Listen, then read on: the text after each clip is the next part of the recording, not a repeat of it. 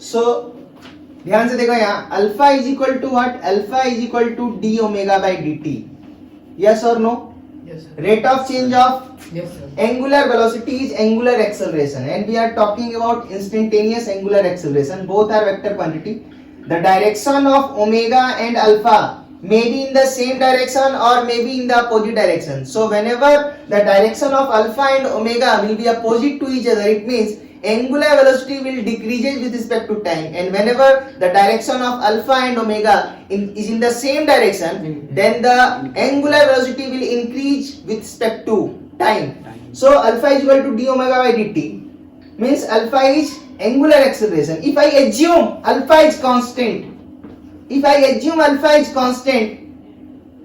this implies we can write d omega is equal to alpha into dt. What does this expression represent? ये expression क्या represent करता है? d omega, what is d omega? Small change in angular velocity in small time dt. So small change in angular velocity is equal to angular acceleration into small change in time, that is dt. Yes, sir. So if you want to find omega at certain time t, then integrate this expression. d omega is equal to alpha dt integration at t equal to 0. What is the angular velocity? 0. You may assume angular velocity 0, but I assume the angular velocity is omega naught, Omega naught. and at time t the angular velocity is omega. Why? Omega. Why I am saying the upper limit is omega and the lower limit is omega naught? Because alpha is constant and there is an acceleration, and whenever there is an acceleration, then angular velocity will change with respect to time, either increase or decrease. Yes, sir. It depends on the direction of alpha and omega, but omega will vary. That's why I assume that t equal to 0, the angular velocity of the particle is omega naught, which is said to be initial angular velocity. It is same as like this acceleration. Look at this linear acceleration. A is equal to dv by dt, yes or no? A Yes, is sir. equal to dv by dt, yes, Yes, or sir. no? Yes, sir. Acceleration is rate of change of velocity. Yes. Then we can write dv is equal to a dt, yes or no? Yes, sir. If acceleration is constant, dv, look at this dv. What is dv? Small change in velocity Yes, is sir. equal to constant acceleration into dt. Small change in time. So we can write now dv is equal to a dt integration. This is the kinematics of straight line. Straight line. When a particle is moving in a straight line with constant acceleration, then we can write like this. Or if acceleration is also not constant, then also we can write like this. Yes, sir. But if acceleration is constant, then acceleration will come out from this integration sign.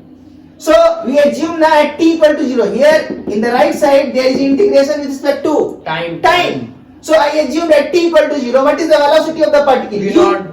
I assume ना expression s बराबर ut plus half at square, v बराबर u plus at, v बराबर u plus at and v square बराबर u square plus 2as.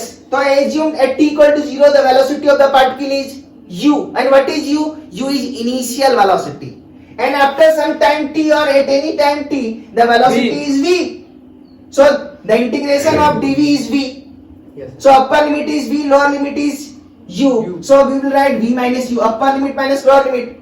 Acceleration is constant, that's why acceleration will come out from the integration sign, and a, and the integration of dt is what? T. So we can write v is equal to what? U plus at.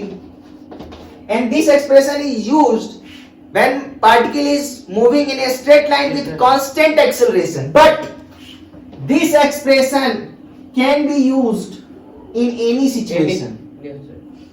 If acceleration is not constant, we cannot use v बराबर u plus at, because this came whenever we assume the acceleration is constant. So whenever acceleration is not constant, use this expression or use this expression, then try to integrate both sides. So in the same way here, alpha dt is equal to d omega, and now I integrate this right hand side and the left hand side. So here in the right hand side there is an integration with respect to time. So the lower limit is t equal to 0. So I assume when time t equal to 0, an initial angular velocity of the particle is omega naught, and at some time t the angular velocity is omega. So what is the integration of d omega? Integration of d omega is omega, upper limit is omega and lower limit is omega naught. It means omega minus omega naught. So we will get omega minus omega naught is equal to alpha will come out because I assumed alpha is constant. So alpha dt means t. So we can write omega is equal to omega naught plus alpha t. So this is the kinematics of circular motion or kinematics of particle moving in a curved path. If acceleration is angular acceleration is constant, omega is equal to omega naught plus alpha t. Omega naught is initial angular velocity. Now look at the expression. Visualize. Try to visualize this part. Suppose particle is moving in a circular path in this direction, anti-clockwise direction. And suppose at t equal to 0, angular velocity of the particle is what? Omega naught. And the direction of alpha is also in this direction, isn't it? Then after some time t, what will be omega? We can find using this expression. Omega is equal to omega naught plus alpha t. If the time is given, alpha is given, and omega naught is given, then we can find omega at any instant of time. So alpha is equal to d omega by dt. Now look at this very carefully. Alpha is equal to d omega by dt. We write alpha is equal to d omega by dt when alpha is a function of time or constant.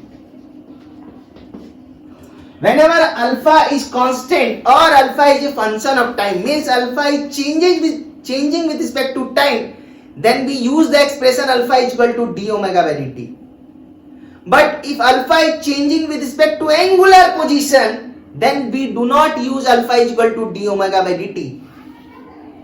Now look at this. A is equal to dv by dt. Now A is equal to dv by dt. We use this expression when acceleration is either function of time or constant. But whenever acceleration is function of x, means position, linear position, then acceleration is v dv by dx. v dv by dx. From this dv by dt we can find v dv by dx. Look at this. dv by dx. I divided numerator and denominator. I divided numerator by dx. So we have to multiply with dx. And again there is a dt. So dx is cancelled out. Again we will get dv by dt. But we will not cancel it.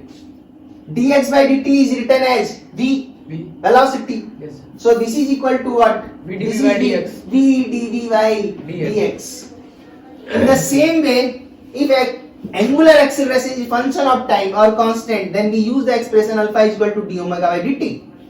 But if alpha is not constant or alpha is changing or alpha is function of theta, means function of angular position. If angular position will change, alpha will change, then we will use alpha is equal to d omega by dt.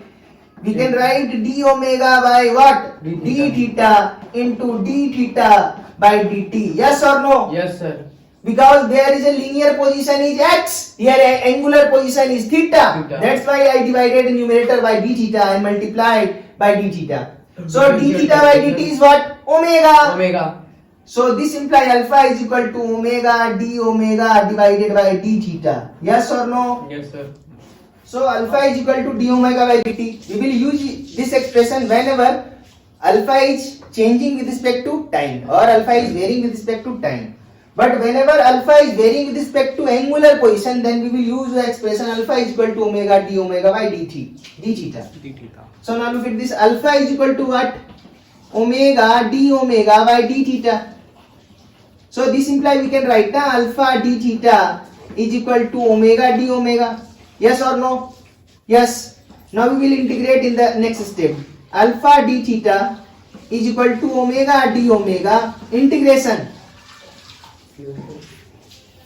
Lower limit initial angular velocity. I assumed a particle which is moving on a circular path having initial angular velocity is omega naught at any time.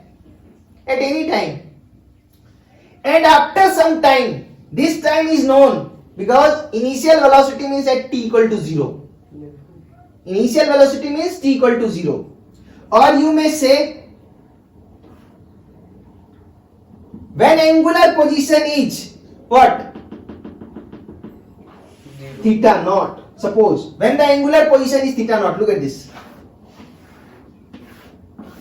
Suppose this is the given position and this is theta naught. Clear hai? Yes, sir. At this position, what is the angular velocity? Zero. Omega naught, not 0, omega naught. And when its angular position becomes theta, and suppose the theta is like this,